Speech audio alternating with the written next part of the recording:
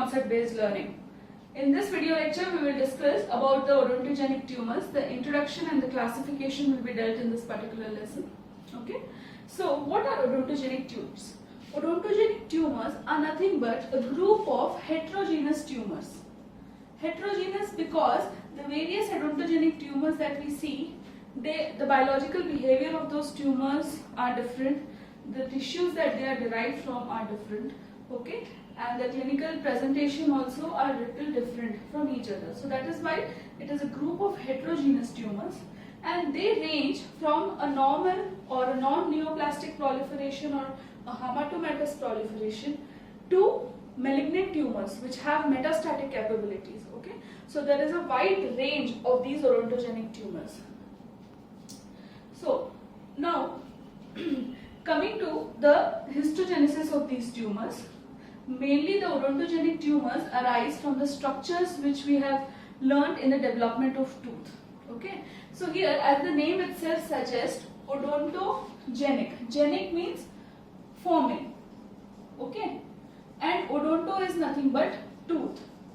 So these tumors are nothing but the tumors which are derived from the tooth forming structures. That is why they are called as odontogenic tumors. So the structures that we have read in development of tooth, like ectoderm and ectomesenchyme and their derivatives, those are the main structures which are involved in the histogenesis of these tumors.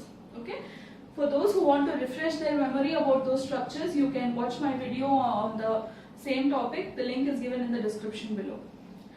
Now, the location of these tumors, since they are formed in the tooth, since they are formed from the tooth forming structures, they also occur in the tooth bearing areas.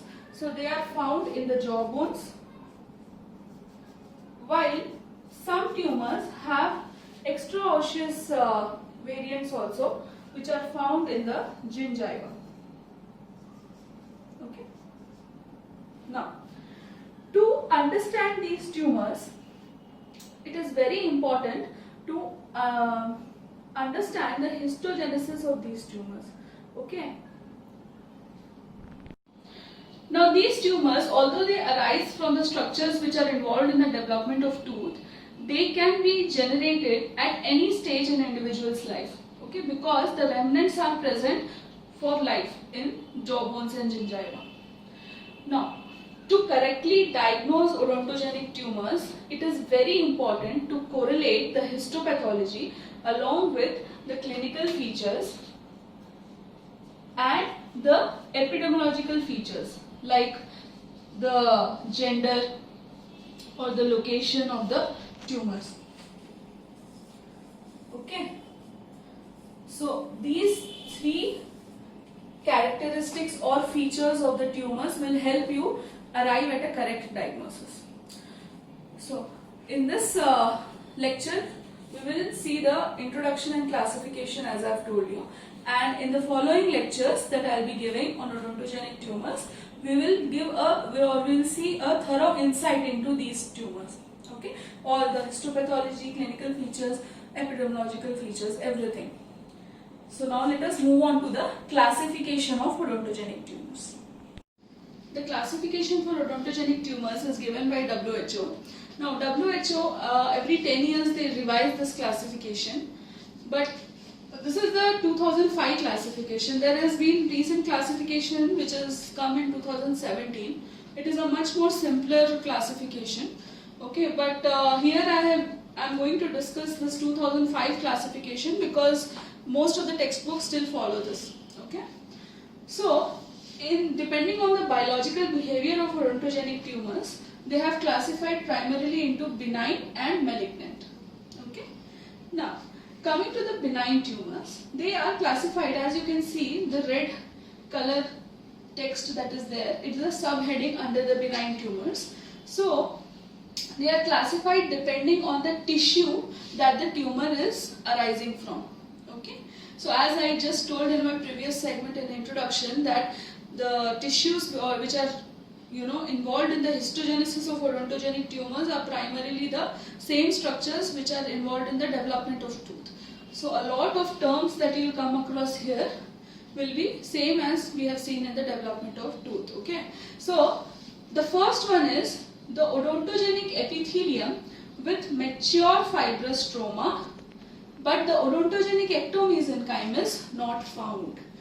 It means that whatever 5 tumors this heading contains, all these tumors will have one thing in common. What is that thing? That the tumorous tissue is derived from the odontogenic epithelium. And whatever connective tissue that you are seeing in between is not the primitive ectomesenchyme that we used to see in the development of tooth. Instead, it is a mature fibrous stroma. Okay? Now, the primary difference between mature fibrous connective tissue and a primitive one is that the mature tissue is more fibrous, whereas the primitive one is more cellular. Okay? So here we see mature fibrous connective tissue, whereas the odontogenic epithelium is the primitive one. So under this heading there are 5 different types of tumor: ameloblastoma, squamous odontogenic tumor, calcifying epithelial odontogenic tumor, also called as Spindberg's tumor, adenomatoid odontogenic tumor, also called as 2/3 tumor. Why is it called so? We will see when we discuss this tumor in detail. And keratocystic odontogenic tumor. Now this tumor is nothing but your OKC, that is odontogenic keratocyst. Because of the aggressive biological behavior, the authors have removed it from the cyst and put it under a benign tumor. Okay? So now it is considered as a benign tumor and not a cyst. Coming to the second category. In the second category, we see both the primitive epithelium, that is odontogenic epithelium, and the ectomesenchyme. Both are seen with or without dental hard tissue formation. This means that, as we know, whenever the primitive epithelium and connective tissue are together, what happens? There is epithelial mesenchymal interaction which will lead to the differentiation of the cells, and these formative cells will later produce different hard tissues like enamel, dentine and cementum, right? But here in these tumors, the level of differentiation is different. Like for example, in ameloblastic fibroma, you see tumorous islands are composed of the ameloblastic tissue, that is the odontogenic epithelium, where also the connective tissue which is present is also primitive. So you see ectomesenchyme-like tissue. But in this particular tumor, it is not differentiated to that level that it can produce hard tissues. So in ameloblastic fibroma, we just see these epithelium and ectomesenchyme, but there is no hard tissue formation. Now, depending on the level of differentiation, it is classified again further. Like suppose this particular tumor is differentiated a little more. So what will happen? The first milestone is crossed, that is the dentine is formed. So in the second type of tumor, that is ameloblastic fibrodentinoma, same features similar to ameloblastic fibroma you will see. Along with that, the odontoblasts are differentiated and dentine is formed. Okay. Similarly, in the third tumor, you see a little bit more differentiation than what you saw in the previous one. So in this case, that is ameloblastic fibroodontoma, you are seeing features similar to the first one, that is odontogenic epithelium along with ectomesenchyme.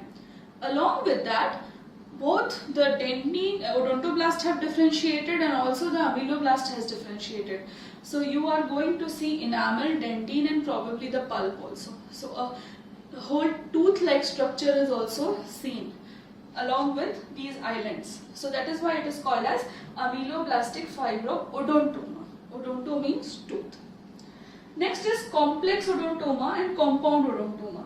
These are also two different types of odontomas. Here also similarly, the differentiation is probably complete and you see enamel, dentine, pulp and sometimes cementum also. So that is why it is called as odontoma.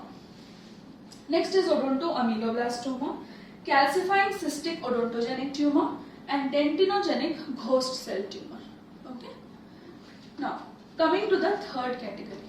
The third category is mesenchyme and or odontogenic ectomesenchyme with or without included odontogenic epithelium. So here, as you must have noticed, instead of the epithelium first, we are mentioning about the mesenchyme or the odontogenic ectomesenchyme. The reason is, here the hero is ectomesenchyme. That is what is tuberous and that is what is predominantly proliferating. Okay, and it may contain some odontogenic epithelium which are inactive. Okay, that is the key point. That is why they are just mentioned as included odontogenic epithelium. They are not active. So the tumors which come under this are odontogenic fibroma, odontogenic myxoma and cementoblastoma. Okay, what are these? Why are they named so? We will discuss when we discuss in detail about these tumors. So this is about the benign tumors. Okay, coming to the malignant tumors. Malignant tumors are again divided into two subtypes, carcinomas and sarcomas. Okay, so that is something basic. I think all of you must be knowing this. You call a malignant tumor carcinoma when the origin of the tissue is epithelium, whereas if it is a connective tissue malignant tumor, you call it as sarcomas, right? So odontogenic carcinomas, definitely the odontogenic epithelium is turning malignant. So you have two types of ameloblastoma variants here. One is metastasizing malignant ameloblastoma. The second is ameloblastic carcinoma. The difference between two is remarkable and that again we will discuss in the lecture that is coming through. Next is primary intraosseous squamous cell carcinoma. Now squamous cell carcinoma is a epithelial tumor which is seen in not seen in bone. It is generally seen in soft tissues. But when it is seen in bone and it is primarily originating inside the bone, then it is called as primary intraosseous squamous cell carcinoma. Next is clear cell odontogenic carcinoma and host cell odontogenic carcinomas. Coming to odontogenic sarcomas, these are nothing but the malignant variants of these mixed tumors that you are seeing here. So if ameloblastic fibroma is malignant, it is called as ameloblastic fibrosarcoma. Similarly, the malignant variants of fibrodentinoma and ameloblastic fibroodontoma are ameloblastic fibrodentinosarcoma and ameloblastic fibroodontosarcoma respectively. Okay, so this is about the classification. It looks difficult, but when you understand how and why it is classified like that, one thing is the classification itself becomes easy. Secondly, when you discuss about each individual tumors, you know what you are going to read, and to retain those things also become easy when you understand the classification. Okay, the 2017 classification that I was talking about, it classifies the tumor in a similar way, but instead of writing all these texts, they just mention epithelial tumors, mixed tumors and mesenchymal tumors. Okay, nothing different and nothing majorly changing about it. Okay, so this is about the classification. Now this completes this particular lecture. In the following lecture we will discuss about each individual tumors in detail. Thank you. If you like my video, please like, share and comment, and don't forget to subscribe to Dental 360. Okay, thank you and all the best.